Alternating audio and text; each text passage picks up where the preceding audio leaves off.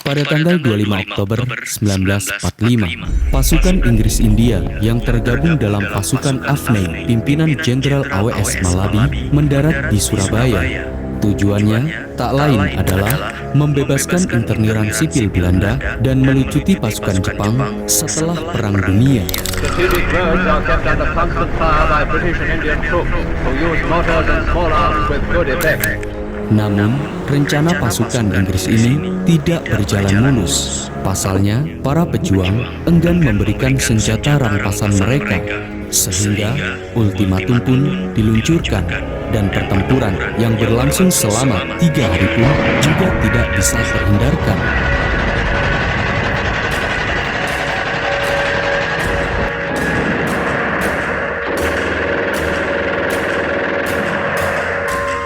Untuk memadamkan pergolakan ini, pada tanggal 30 Oktober 1945, pihak Inggris dan Indonesia mengadakan perundingan di Gedung Internasio, Surabaya.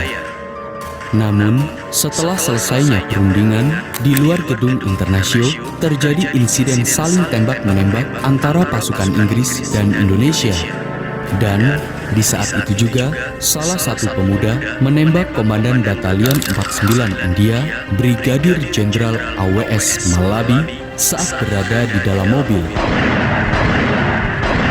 Akibatnya, Jenderal Malabi pun tewas seketika dan pertempuran pun kian semakin membara hingga malam hari. Tewasnya Jenderal Malabi ini, menurut beberapa ahli, merupakan salah satu penyebab meletusnya pertempuran 10 November 1945. Lantas, benarkah demikian? Bagaimana peristiwa 10 November 1945 itu bisa terjadi?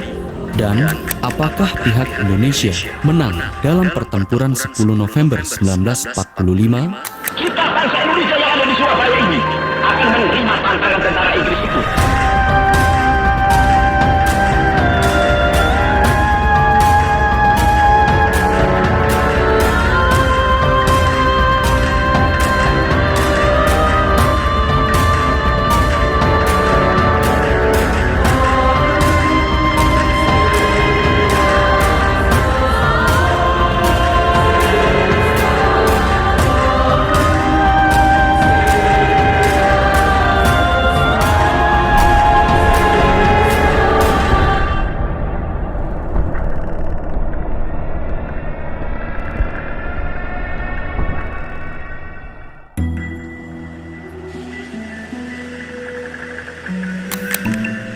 On behalf of Emperor Hirohito, Foreign Minister Mamoru Shigemitsu signed for the Japanese government. Japan accepted unconditional surrender according to the provisions of the Potsdam Declaration. Tak lama setelah menyerahnya Jepang terhadap sekutu dalam Perang Dunia Kedua, sebagaimana yang tertuang dalam perjanjian, sekutu memiliki hak atas wilayah yang pernah dijajah Jepang. Salah satunya yakni Indonesia yang rencananya akan diserahkan kepada pemerintahan sipil Nika. Di Indonesia, untuk mengambil kesempatan ini, Soekarno dan Hatta memproklamirkan kemerdekaan Indonesia pada tanggal 17 Agustus 1945. Proklamasi kami, bangsa Indonesia, dengan ini menyatakan kemerdekaan Indonesia. Sebagai bangsa yang baru merdeka, semangat euforia rakyat Indonesia kian bergema di seluruh negeri, terutama di wilayah Surabaya. Sehingga pada tanggal 19 Agustus 1945, Kresidenan Surabaya mengangkat RTM Suryo menjadi Gubernur Jawa Timur dan R. Sudirman sebagai Kepala Residen Surabaya. Dan pada tanggal 30 Agustus 1945, pemerintah Indonesia memberikan maklumat agar mengibarkan bendera merah putih di seluruh wilayah Indonesia mulai tanggal 1 September 1945. Dan pada tanggal 2 September 1945, Badan Keamanan Rakyat atau BKR wilayah Surabaya dibentuk dan dikepalai oleh Mustopo. British troops have had to take a hand in dealing with the situation in Java, but as Mr. Attlee has said, we do not desire to be unnecessarily involved in the political affairs of non-British territories, and our object is to withdraw British troops as soon as circumstances permit. Berita tentang kemerdekaan Indonesia ini membuat Belanda mendesak pada Inggris agar menyerahkan wilayah Indonesia kepadanya. Oleh karenanya, pada tanggal 24 Agustus 1945, mereka membuat kesepakatan agar Belanda menduduki kembali Indonesia, yakni Perjanjian Civil Affair Agreement, yang berisikan pengaturan penyerahan kembali Indonesia dari pihak Inggris ke pihak Nika atau Belanda.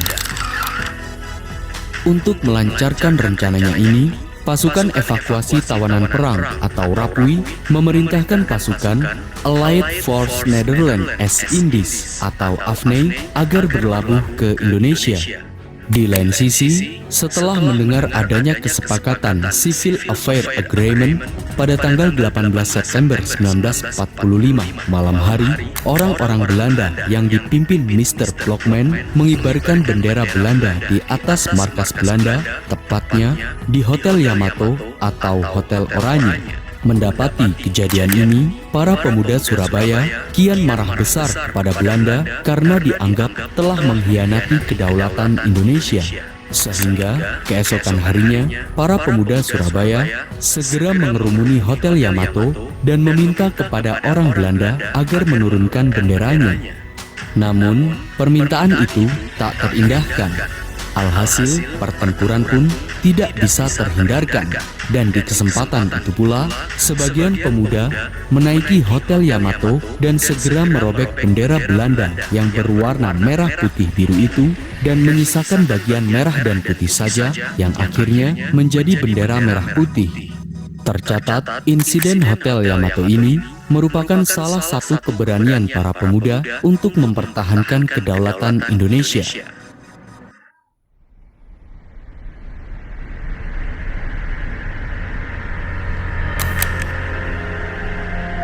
Sebagai pengemban tugas perjanjian Civil Affair Agreement, pada tanggal 29 September 1945, pasukan AFNI yang dipimpin Letnan Jenderal Sir Philip Christison datang ke Jakarta dengan berbagai tugas. Di antaranya, mengevakuasi dan melucuti senjata Jepang, membebaskan tawanan sipil interniran, serta mempertahankan keadaan yang ada di Indonesia sebagai status quo. Secara tidak langsung, para pimpinan di Jakarta, termasuk Soekarno dan Hatta, menjadi tawanan pasukan AFNI. Merespon kondisi ini, para pemuda Surabaya, terutama TKR Surabaya, mempersiapkan diri bila kemungkinan Belanda akan kembali datang untuk menjajah. Oleh karenanya, para pemuda segera memperkuat pertahanan rakyat dengan persenjataan yang lengkap. Hanya saja, para pemuda Surabaya tidak cukup banyak dalam persenjataan. Pada akhirnya, mereka berinisiatif untuk merampas senjata milik interniran dan pasukan Jepang. Setidaknya, sebagaimana dalam perebutan senjata Jepang di Surabaya tahun 1945, pada tanggal 1 hingga 3 Oktober 1945, para pemuda Surabaya yang tergabung dalam BPI, mantan PETA, PRI, hingga pasukan Hizbullah berhasil merampas senjata di beberapa tempat di Surabaya, di antaranya di Gedung Penyimpanan Senjata Asia Don Bosco, Gudang Senjata Polisi Istimewa, Gudang Meriam di Gedung Cok, Markas Kohara Butai Gunung Sari, Markas Kenpei Tai Jepang, hingga di Markas Kaigen Jepang di Surabaya.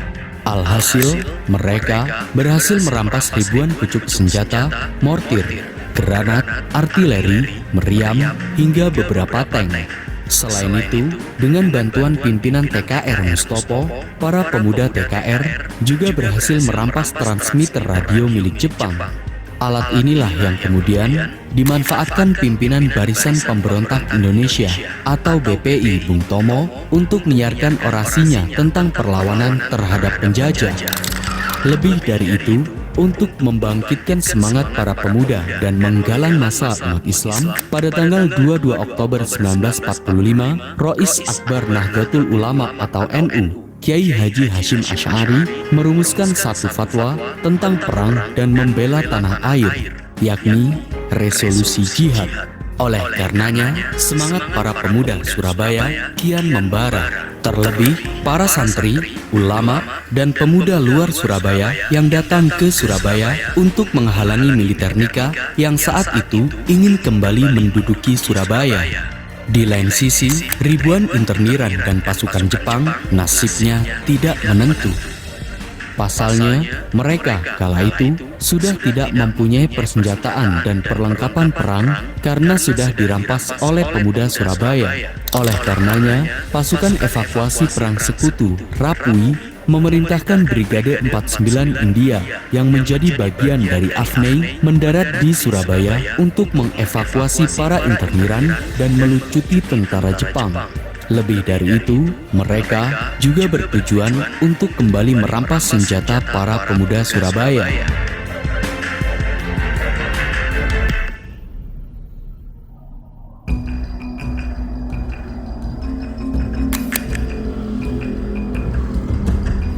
Oktober 1945, Brigade 49 India dari pasukan Afnei, pimpinan Jenderal AWS Malabi, mendarat di Tanjung Perak, Surabaya. Berbekal lebih dari 6.000 pasukan, mereka bertujuan untuk merampas senjata milik Jepang, membebaskan para interniran, dan melucuti pasukan Jepang. Namun, secara aturan, mereka belum boleh mendarat sebelum mendapatkan izin dari pimpinan Indonesia yang ada di Jakarta. Kondisi inilah yang menyebabkan terjadinya perundingan antara pimpinan pasukan Inggris dengan pimpinan Indonesia yang ada di Surabaya, yang mana kala itu diwakili oleh Gubernur Jawa Timur Suryo, Komandan TKR Surabaya Mustopo, dan lain-lain. Alhasil, berdasarkan beberapa pertemuan yang dilakukan oleh kedua belah pihak, akhirnya disepakatilah. Pertama, pihak Indonesia menyepakati untuk memberikan izin bagi sekutu Inggris untuk memasuki kota Surabaya dan menempati beberapa objek yang sesuai dengan tugas mereka. Kedua, pihak Inggris tidak melibatkan pemerintah sipil Nika maupun tentara Belanda dalam kepentingannya. Ketiga, pihak Inggris meminta agar para masyarakat sipil selain polisi istimewa dan TKR dilarang membawa atau menggunakan senjata agar dapat menjalankan tugasnya dengan baik. Dan yang keempat, antara kedua belah pihak agar membentuk sarana komunikasi, di antaranya kontak biro.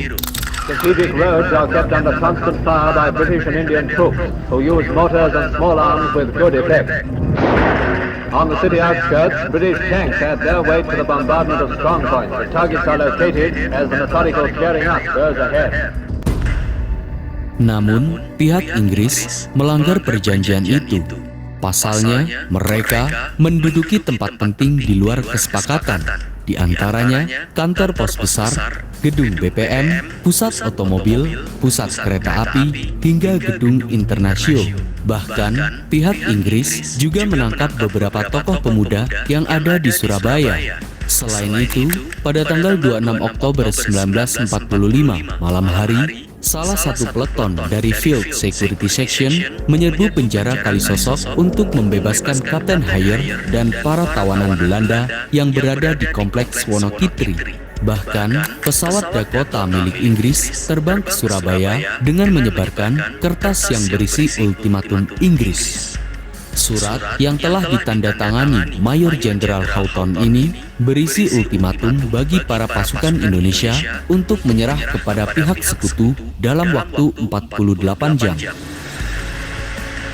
Melihat kondisi ini, para pemuda Surabaya merasa Inggris benar-benar akan menjajah Indonesia. Oleh karenanya, pimpinan TKR Mustopo memerintahkan pasukannya dan rakyat Surabaya agar segera menghalangi tindakan Inggris. Alhasil, berbagai perlawanan rakyat Surabaya pun kian muncul di berbagai wilayah. Pada tanggal 27 Oktober, tepat pukul 2.00 waktu Indonesia Barat, misalnya, terjadi kontak senjata antara pasukan pemuda PRI dan pasukan Gurkha Inggris.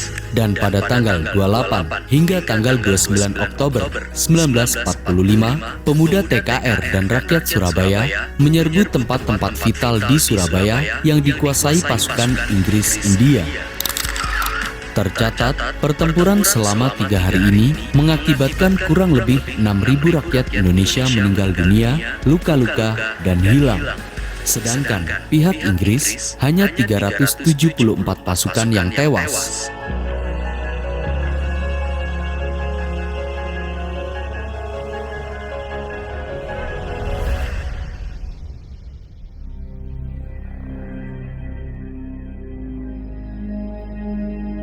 Karena berbagai kekacauan yang terjadi, pada tanggal 29 Oktober 1945, pimpinan AFNI, Letjen Philip Christisen, meminta bantuan kepada Presiden Soekarno untuk meredakan situasi. Akhirnya, sore harinya, Presiden Soekarno, Hatta, dan Menteri Penerangan Amir Syarifuddin tiba di Surabaya dan kemudian melakukan perundingan untuk meredam kemarahan pemuda Surabaya. Dalam perundingan tersebut, terdapat beberapa perdebatan mengenai sikap atas pasukan sekutu. Satu sisi ingin melakukan gencatan senjata dan di sisi lain ingin terus melakukan perlawanan kepada sekutu.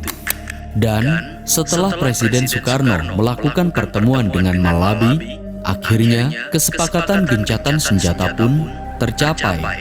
Namun, para perwira TKR dan sekutu tidak setuju akan gencatan senjata itu. Alhasil, esok harinya atau pada tanggal 30 Oktober 1945, Mayor Jenderal Houghton mendarat di Surabaya dan melakukan perundingan gencatan senjata di Gedung Internasio dengan Soekarno, Hatta, Amir Syarifuddin, dan termasuk Jenderal Malabi. Dalam pertemuan itu, mereka menghasilkan gencatan senjata dengan berbagai kesepakatan. Di antaranya, pertama, pamflet ultimatum tidak berlaku.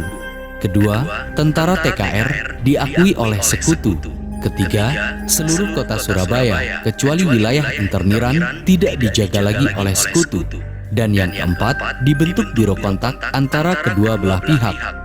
Akhirnya, setelah persetujuan gencatan senjata tercapai, siang harinya, para tokoh nasional termasuk Soekarno dan Hatta pergi meninggalkan Surabaya. Namun, lagi-lagi, gencatan senjata ini tak terindahkan oleh kedua belah pihak. Dan saat akan keluar dari Gedung Internasio, para perwira Inggris India termasuk Malabi diperintahkan oleh pihak Surabaya untuk keluar tanpa memegang senjata. Sedangkan di luar Gedung Internasio, pasukan Surabaya memerintahkan pasukan Inggris India, pimpinan Mayor Vanugopal, untuk menyerahkan senjatanya. Dan saat Jenderal Malabi serta beberapa perwira keluar dari Gedung Internasio, segera dilucuti dan dimasukkan ke dalam mobil oleh sebagian pemuda Surabaya. Alhasil, aksi saling tembak-menembak pun tak terhindarkan.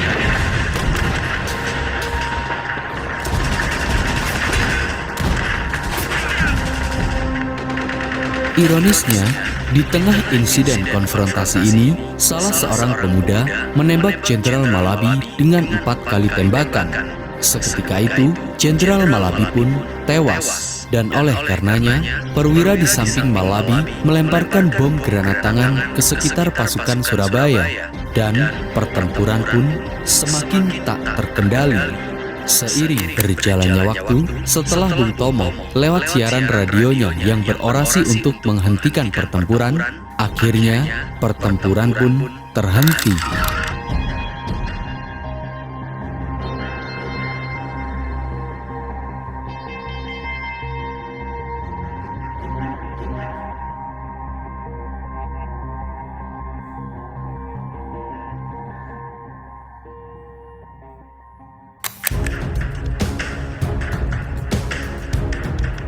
Setelah mendengar laporan tentang kematian Jenderal Malabi, Letjen Philip Christisen mengeluarkan ancaman kepada Indonesia, dan secara diam-diam, tentara sekutu memperkuat posisinya.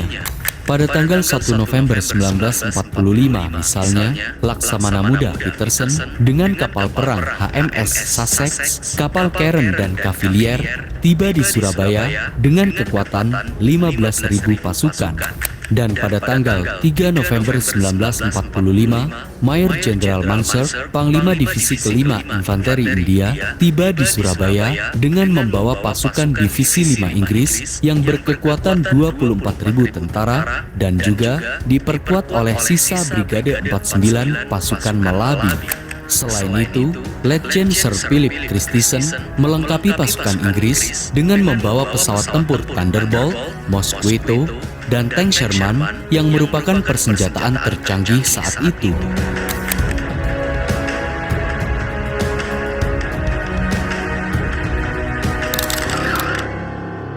Dengan berbagai dalih yang ada, pada tanggal 9 November 1945, Maijen Mansur mengeluarkan sebuah ultimatum kepada pihak Indonesia. Sekitar jam 1 siang, sebuah pesawat sekutu menyebarkan pamflet ultimatum ke Surabaya. Ultimatum ini berisi di antaranya, pertama, pemimpin Indonesia yang ada di Surabaya harus melaporkan diri. Kedua, seluruh senjata yang dimiliki oleh pihak Indonesia yang ada di Surabaya harus diserahkan kepada pihak Inggris. Dan yang ketiga, pimpinan Indonesia yang ada di Surabaya harus menandatangani sebuah pernyataan bahwa mereka menyerah tanpa adanya syarat. Jika tidak mengikuti permintaan Inggris, Surabaya akan dihancurkan. Para pemimpin Republik sadar bahwa Inggris tidak main-main. Akhirnya, Muhammad Hatta bernegosiasi dengan pimpinan Inggris. Namun, Letnan Jenderal Philip Christison tidak mengindahkan permintaan itu. Di lain sisi, rakyat Surabaya yang kala itu sudah marah tidak takut menghadapi Inggris. Sebagai balasannya, pihak Indonesia juga mengeluarkan ultimatum kepada Inggris dan seruan perang kepada rakyat untuk melawan Inggris. Bismillahirrahmanirrahim. Merdeka! Saudara-saudara, rakyat jelata di seluruh Indonesia, terutama saudara-saudara penduduk kota Surabaya. Kita semuanya telah mengetahui bahwa hari ini tentara Inggris telah menyebarkan pamflet-pamflet yang memberikan suatu ancaman kepada kita semua. Saudara-saudara, kita semuanya, kita bangsa Indonesia yang ada di Surabaya ini akan menerima tantangan tentara Inggris itu. Selama banteng Indonesia masih mempunyai darah merah yang dapat memiliki garis yang putih, merah dan putih, maka selama itu tidak akan kita mau menyerah kepada siapapun juga. Saudara-saudara rakyat Surabaya, siaplah keadaan genting. Tetapi saya peringatkan sekali lagi, jangan mulai menembak. Baru kalau kita ditembak, maka kita akan ganti menyerang mereka itu. Kita tunjukkan bahwa kita ini adalah benar-benar orang yang ingin merdeka. Dan untuk kita, saudara-saudara, lebih baik kita hancur daripada tidak merdeka. Sebelum kita tetap merdeka atau mati. Berbekal resolusi Jihad NU dan dengan pidato Bung Tomo yang berapi-api, para pemuda Surabaya maupun luar Surabaya yang terdiri dari santri, ulama, TKR, hingga berbagai laskar berkumpul di Surabaya bersiap diri untuk berperang dengan pasukan Inggris India.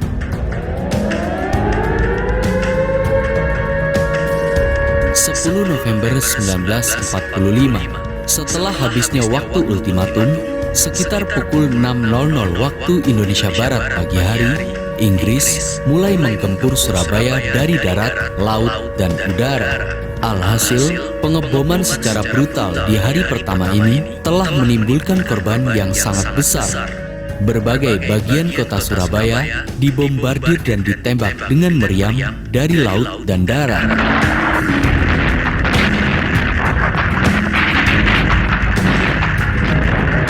Merespon kondisi ini, rakyat Indonesia juga tak kalah melakukan perlawanan kepada pihak Inggris.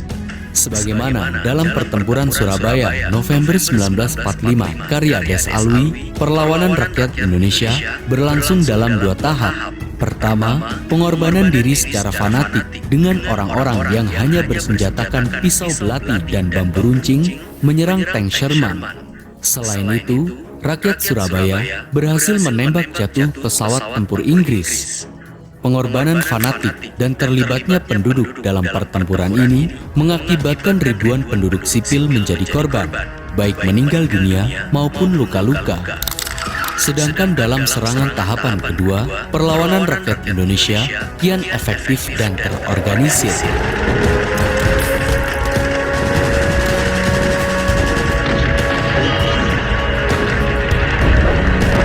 Berbekal keahlian militer di masa penjajahan Jepang dan keunggulan medan perang, perlawanan terus berlanjut dan membuat pasukan Inggris kewalahan. Bahkan, kala itu, dengan seruan orasi Bung Tomo, perlawanan rakyat kian berkobar tiada henti.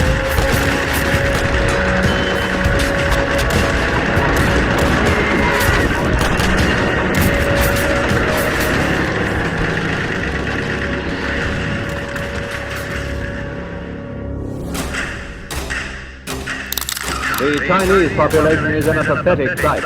Many have lost all their possessions in the fighting, and now they wander through the streets with only their flag and the Red Cross for protection.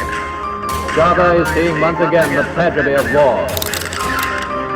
Dalam pertempuran yang berlangsung selama 3 minggu ini, tanpa dipungkiri, menurut beberapa ahli menyatakan bahwa Indonesia kalah dalam pertempuran jika dilihat dari banyaknya korban yang berjatuhan. Sebagaimana dalam sejarah Indonesia modern, tercatat sekitar 6.000 hingga 16.000 rakyat sipil Indonesia gugur dan sekitar 200.000 penduduk lainnya mengungsi keluar Surabaya. Sedangkan di pihak Inggris hanya sekitar 600 hingga 2.000 tentara yang meninggal dunia. Alhasil, peperangan yang berlangsung selama 3 minggu dan karena permainan politik nikah, Indonesia mengalami kekalahan, baik dalam peperangan maupun diplomasi. Pada akhirnya, semua alat republik dan sebagian besar penduduk Surabaya diusir keluar kota. Oleh karenanya, Surabaya jatuh ke tangan sekutu dan kemudian diserahkan kepada pihak pemerintahan sipil Belanda atau Nika. Dengan begitu, Nika membentuk pemerintahannya di Surabaya dan sebagai pertahanan, mereka menempatkan tentara Kenil di Surabaya.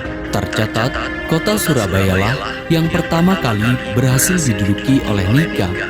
Meski begitu, perlawanan rakyat Surabaya tidak berhenti hingga tahun 1946.